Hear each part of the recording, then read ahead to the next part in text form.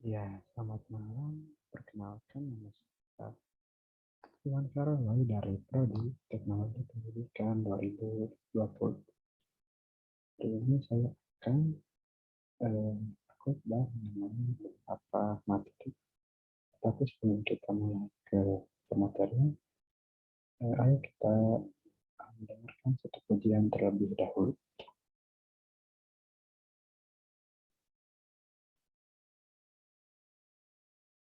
Sebentar. Ya,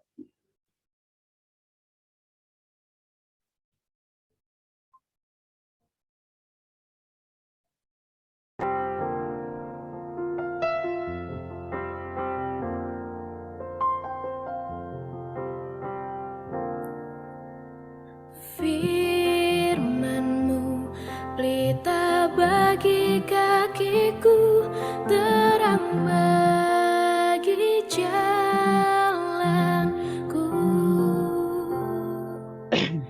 Firman-Mu pelita bagi kakiku, terang bagi jalanku.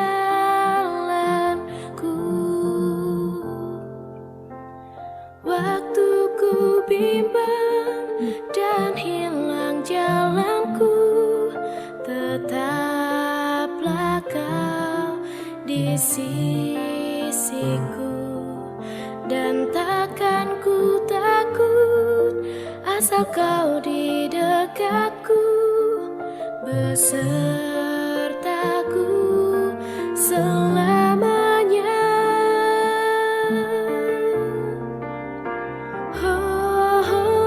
Firman-Mu pelita bagi kakiku, terang bagi jalanku.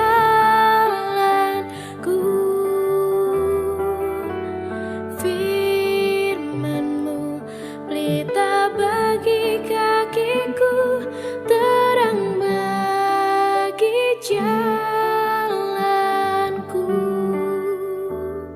Terang bagi jalanku, terang bagi jalanku.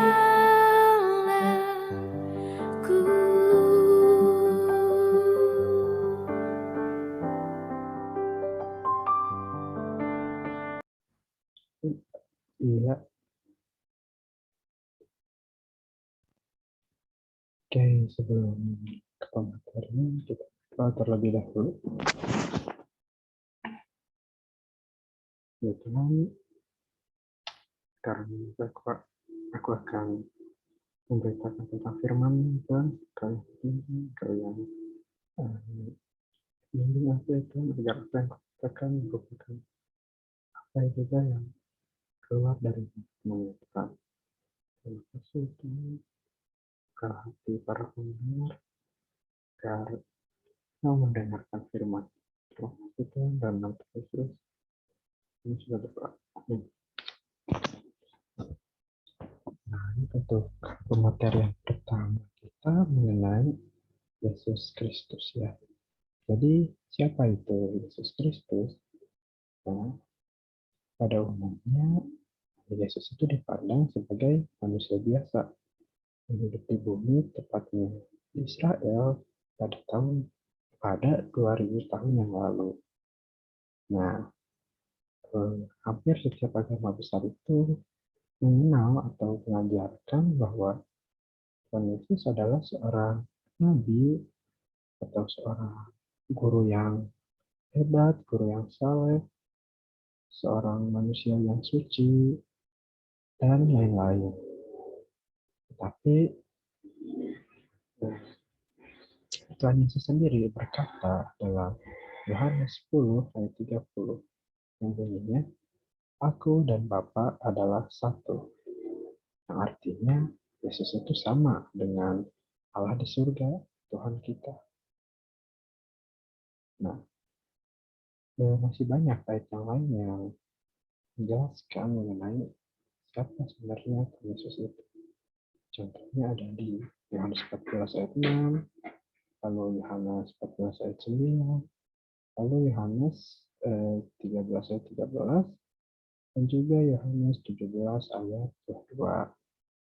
Nah, masih banyak sebenarnya ayat lainnya, tapi intinya semua ayat itu menunjukkan bahwa Tuhan Yesus itu lebih daripada manusia.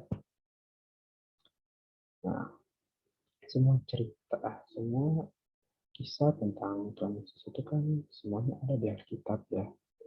Nah, orang-orang yang menuliskan mengenai apa yang dikatakan oleh Tuhan Yesus pada Alkitab itu tentunya bukanlah soal manusia biasa, karena apa yang dia tuliskan merupakan kata-kata Allah itu sendiri. Nah, oleh karena itu kita penting untuk mengakui, penting untuk apa ya, menyadari bahwa kita harus mengakui sikap kita menentukan sejauh mana kita taat pada kehendaknya untuk menentukan kualitas rohani kita. Seperti yang tertulis di dalam Alkitab. Nah, Yesus Kristus itu adalah intisari dari firman Allah. Kedatangan itu sudah dinubuatkan dari jauh-jauh hari, bahkan tempat kelahirannya pun sudah dinubuatkan. Nah, nabi yang sering bernubuat tentang Tuhan Yesus itu biasanya adalah Nabi Yesaya ya. Ada di kitab Nabi Yesaya yang menjelaskan mengenai kelahiran Tuhan Yesus di masa depan. Jadi jika ada seorang manusia yang kelahirannya, kematiannya sudah dibuatkan dari jauh hari, tentulah orang itu bukan orang biasa, dia bukan manusia biasa. Dan begitulah Tuhan Yesus Kristus. Semuanya kelahiran dan kematiannya sudah dinubuatkan. Artinya dia itu memang lebih dari manusia. Dia adalah Tuhan kita. Nah, lalu kehidupan dan pengaruh Tuhan Yesus Kristus itu nyata sepanjang sejarah. Keberadaan Tuhan Yesus itu banyak membuat perubahan pada dunia ini. Misalkan menjadi hak asasi wanita dan suara rakyat itu diterima, mulai diterima, yang asalnya suara-suara rakyat itu tidak didengarkan, hanya tidak digubris, dan wanita juga seakan tidak memiliki hak asasinya. Tapi semenjak kedatangan Tuhan Yesus, semuanya itu berubah. Wanita memiliki hak asasi dan suara rakyat pun mulai diterima. Lalu setelah itu banyak sekolah-sekolah yang didirikan. Lalu undang-undang perlindungan anak pun sudah mulai diluluskan, perbudakan dihapuskan, dan peraturan tentang perkawinan pun sudah disesuaikan. Dan masih banyak lainnya juga pengaruh dari kehidupan Tuhan Yesus ini. Dan apa yang harus kita ketahui, Tuhan Yesus itu kekal ya. Seperti yang tertulis pada Yohanes 8 ayat 58. Yang isinya, aku berkata kepadamu, sesungguhnya sebelum Abraham jadi, aku telah ada. Nah, ini sesuai dengan apa yang saya katakan tadi ya, bahwa kelahiran Tuhan Yesus itu sudah dibuatkan jauh-jauh hari. Dan bahkan katanya sebelum Abraham jadi pun, dia telah ada. Itulah dahsyatnya Tuhan Yesus ya. Lalu, di Yohanes 1 pun dijelaskan bahwa pada mulanya adalah firman, firman itu bersama-sama dengan Allah, dan firman itu adalah Allah. Ya, arti dari firman ini sudah jelas ya bahwa menunjukkan bahwa Tuhan Yesus adalah seorang Allah. Dia adalah firman, firman itu adalah Allah. Gitu teman-teman. Kematiannya pun sudah dibuatkan ya. Dan kematiannya pun bukanlah kematian yang sia-sia. Karena kematiannya lah yang membuat menanggung dosa kita. Dan Dia juga menjadi perantara bagi orang yang percaya kepadanya dengan Bapa yang ada di surga. Karena ada juga ayat yang tertulis seperti ini, eh, karena tidak karena tidak ada di ayat intinya mengatakan bahwa tidak ada seorang pun dapat melalui Bapa tanpa melalui aku. Aku yang di sini maksudnya adalah Tuhan Yesus. Gitu teman-teman materi Yesus ya. Sekarang materi mengenai dosa dan keselamatan. Nah, dosa ya. Gini teman-teman, standar Allah bagi manusia itu sempurna, tidak berdosa. Tapi hal ini tentunya sangat sulit, bahkan mustahil. Karena dosa itu sudah menjadi problem besar bagi manusia. Dan oleh karena dosa juga, hubungan antara Allah dengan manusia itu menjadi terputus. Tapi dosa itu sebenarnya bukan hanya perbuatan jahat ya, bukan sekedar perbuatan buruk yang kita lakukan.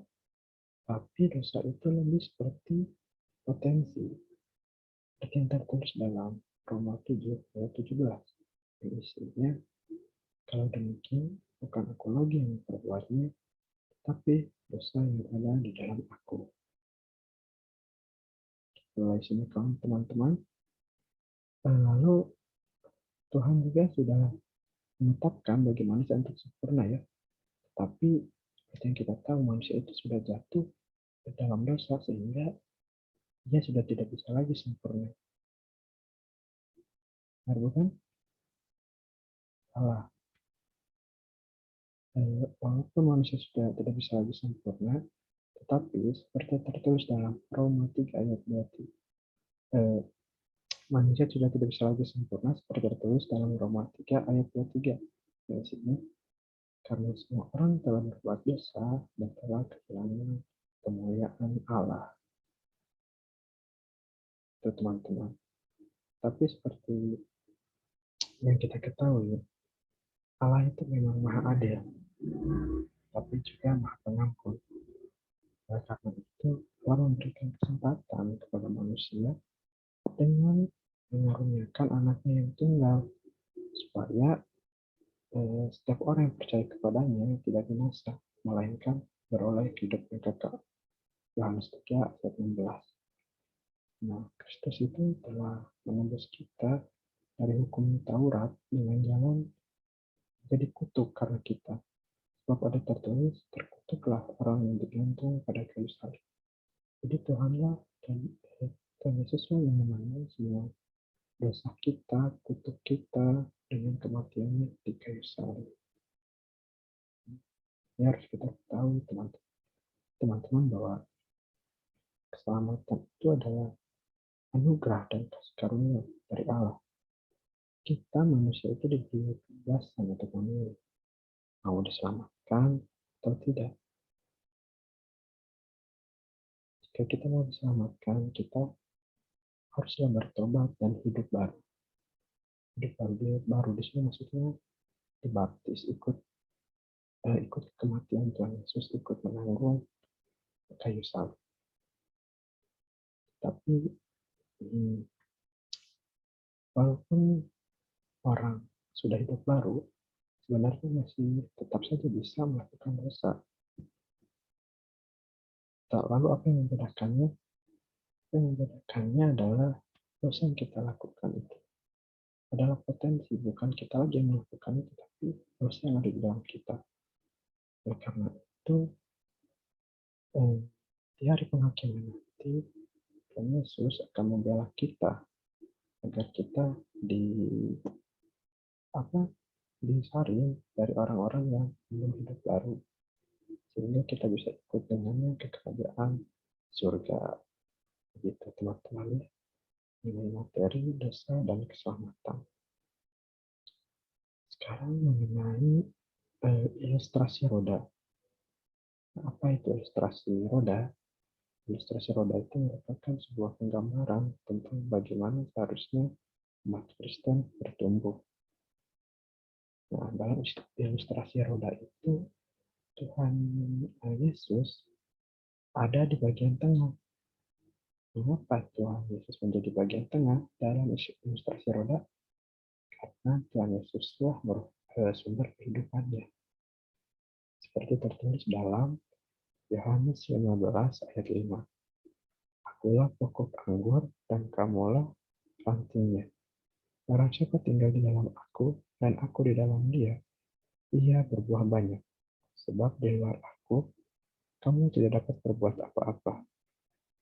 Nah, artinya kita tidak dapat berbuat apa-apa ya tanpa Tuhan Yesus.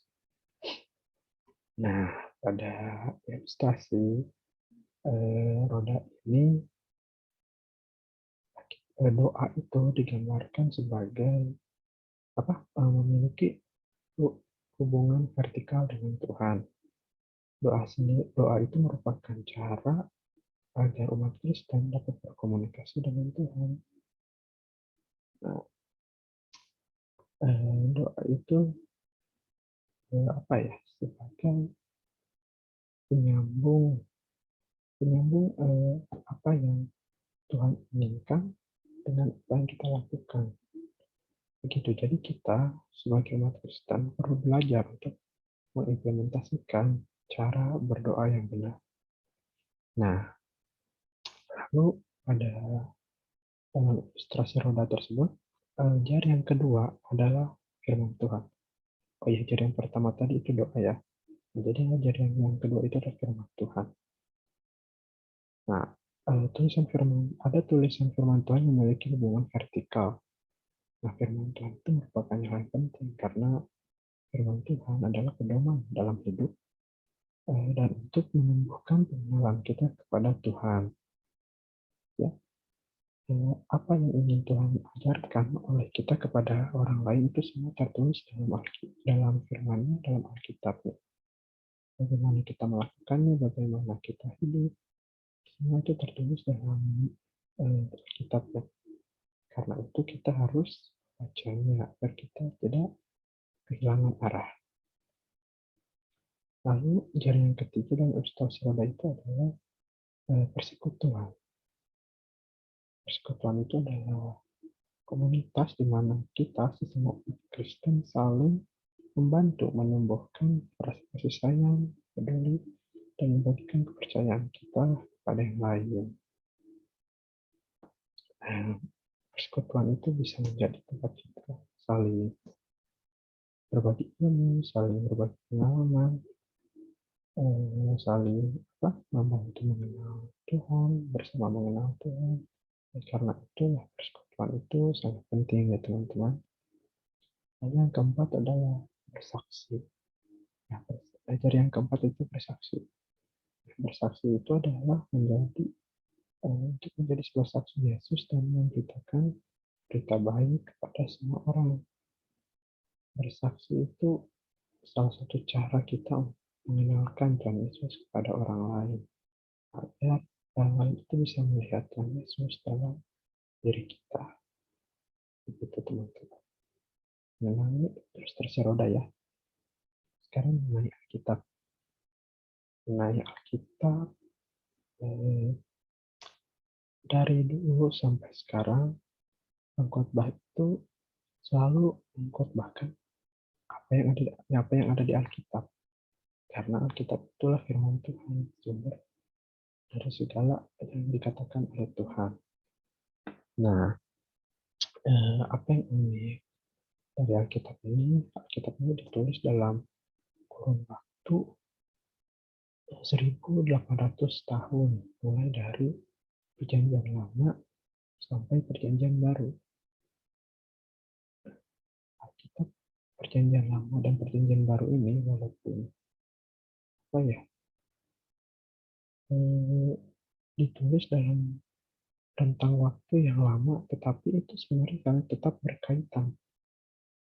Ya, nah Alkitab yang pertama itu ditulis di batu oleh Allah sendiri dan Musa. Seperti itu yang pertama 10 perjanjian Allah yang ditulis di dua buah loh batu ya. Yang pertama yang dibuat oleh Allah sendiri, tetapi eh, saat itu dihancurkan oleh Allah karena umat Israel yang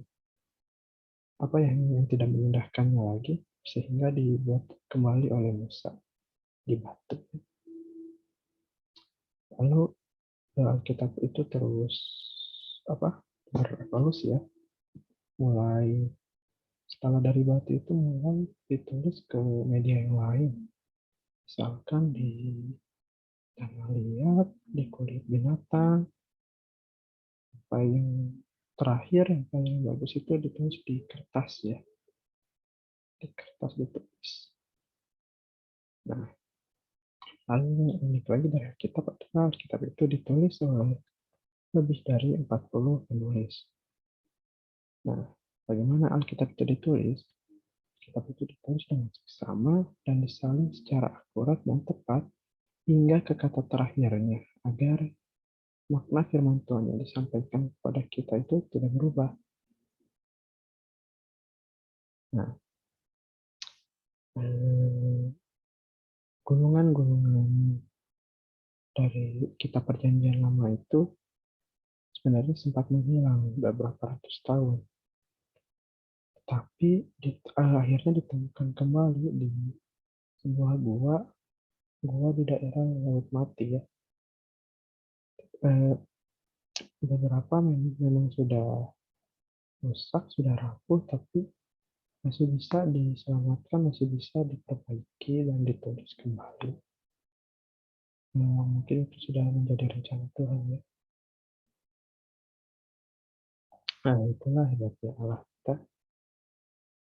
Dia tetap umatnya memiliki Alkitab sebagai pedoman hidup untuk kita. Nah, lalu sebenarnya Alkitab itu apa? Alkitab itu merupakan firman Tuhan yang telah dirubah bentuknya menjadi bentuk fisik, yaitu dalam buku Alkitab.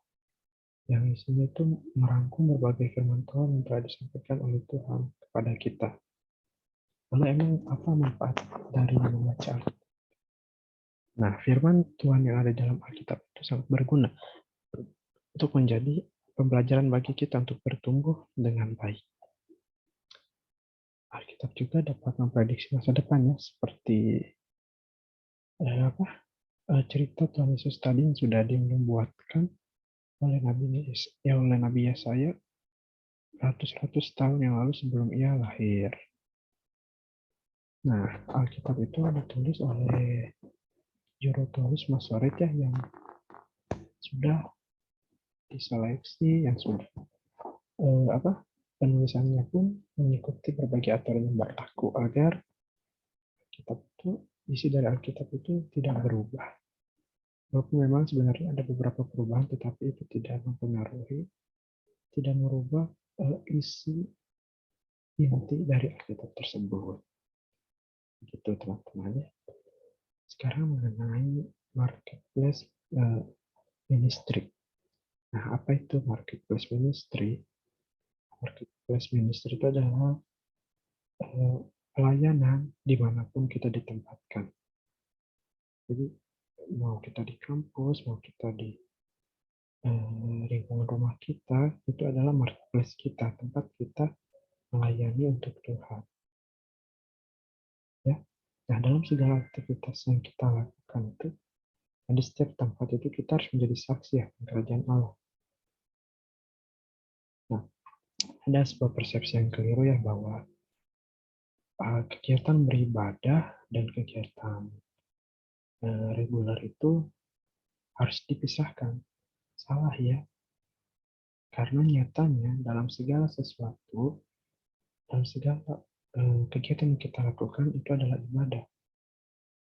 Ya, karena itu kita harus dalam setiap kegiatan kita harus mengikuti pedoman yang Tuhan berikan untuk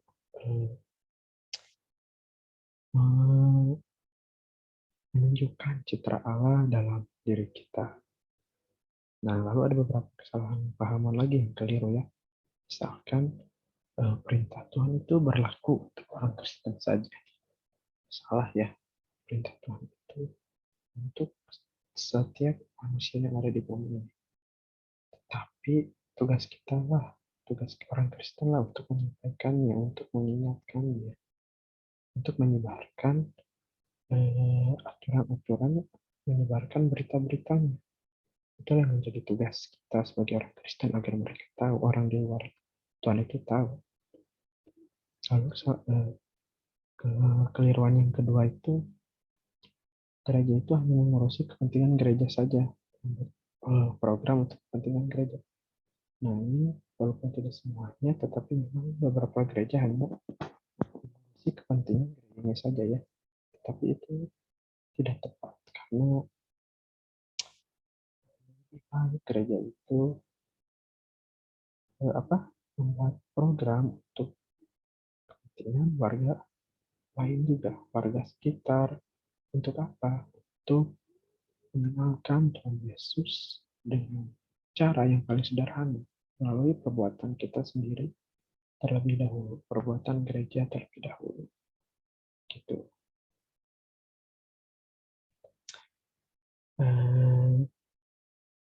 Dalam kitab Yeremia 29 ayat 7 juga tertulis, usahakanlah kesejahteraan kota kemana kamu aku buang, dan berdoalah untuk kota ini kepada Tuhan, sebab kesejahteraannya adalah kesejahteraan. Ya, ini adalah ayat yang menguatkannya, bahwa menguatkan mengenai marketplace ministry. Dimanapun kita berada, disitulah tempat pelayanan kita. Lalu ada juga di Matius 5 ayat 9. Berbahagialah orang yang membawa damai, karena mereka akan disebut anak-anak Allah. Nah, dimanapun kita berada, dan menjadi tugas kita juga lah untuk menjaga kedamaian, untuk tetap membawa kedamaian dimanapun itu berada. Nah, lalu untuk mengenalkan Tuhan Yesus, kita bisa mulai dari diri sendiri kan. Misalkan menjadi teladan. Seperti tertulis dalam 1 Timotius 4 ayat 12. Yang isinya, jangan seorang pun menganggap engkau rendah karena engkau muda. Jadilah teladan bagi orang-orang percaya dalam perkataanmu, dalam tingkah lakumu, dalam kasihmu, dalam kesetiaanmu, dan dalam kesucianmu. Itu teman-teman. Lalu ada juga ayat-ayat lain yang dapat membantu, ayat untuk kita setia dan jujur. Ada pada Amsal 19 ayat 22. Lalu untuk kita menunjukkan perbuatan baik, tertulis dalam 1 Petrus 2 ayat 11 sampai 12.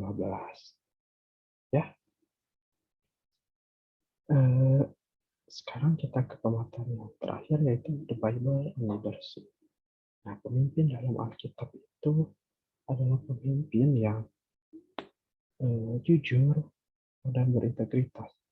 Orang-orang yang jujur dan orang-orang yang berintegritas adalah pemimpin-pemimpin yang ada di dalam Alkitab. Siapa contohnya? Contohnya seperti Nabi Nuh, Lot, dan Musa.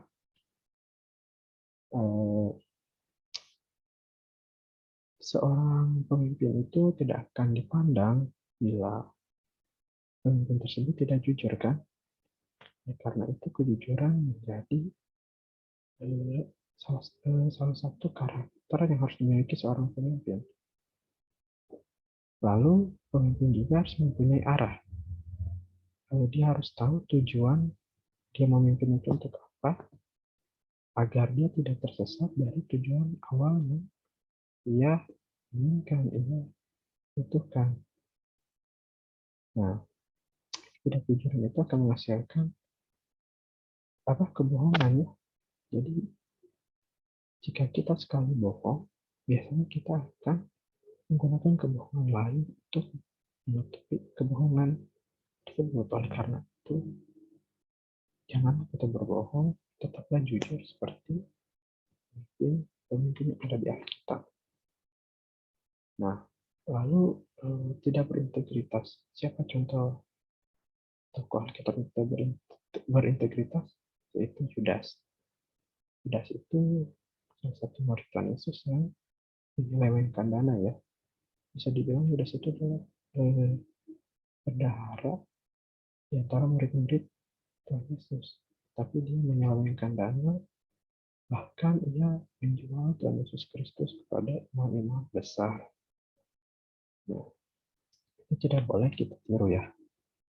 Nah, lalu pemimpin itu juga menunjukkan itu melalui perbuatan, bukan hanya dari kata-katanya. Tindakan merupakan ukuran utama dari sebuah integritas. Ya, teman-teman, kejujuran dan integritas itu memang hasilnya tidak akan terlihat dalam jangka waktu yang dekat, tetapi dalam jangka waktu yang panjang baru akan terasa kejujuran dan integritas orang pemimpin yang hebat itu. Seperti itu teman-teman. Organisasi yang baik itu dapat menghasilkan pemimpin yang jujur dan berintegrasi. Jadi di organisasi gereja yang baik misalnya dapat menghasilkan pendeta-pendeta yang baik, murid-murid yang baik, anak-anak yang baik. Karena itu gereja juga menjadi salah satu tempat untuk membentuk para pemimpin-pemimpin baru yang jujur dan berintegritas. Begitu teman-teman. Lalu tujuan jangan dilupakan karena menambahkan tujuan setiap pekerjaan akan membuat kita itu dipenuhi inspirasi sehingga pekerjaan yang akan kita lakukan akan lebih terarah. Begitu teman-teman. Sekian saja materi yang dari saya. Sebelum kita tutup, kita berdoa terlebih dahulu. Tuhan, hamba-Mu telah selesai memberitakan firman-Mu. Bukalah hati para pendengar agar mereka mampu menerima setiap kata-kata yang saya berikan, setiap kata-kata yang ada dalam Alkitab-Mu ya Tuhan. Terima kasih ya Tuhan atas segalanya. Biar dosa-dosa kami yang telah kami lakukan. Sekarang bimbing kami ya Tuhan, bimbing kami sampai akhir zaman. Bantu kami Tuhan agar tetap setia padamu sampai ke hari penghakiman nanti. Terima kasih Tuhan, dalam nama Tuhan Yesus sudah berdoa. Amin. Selamat malam, Tuhan Yesus memberkati.